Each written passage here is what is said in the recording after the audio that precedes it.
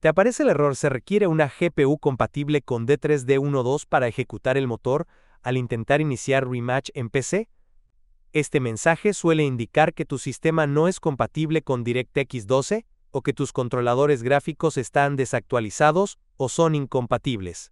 En este video, te mostraremos cómo solucionar este error paso a paso para que puedas iniciar y jugar Rematch sin problemas en Windows 11 o Windows 10.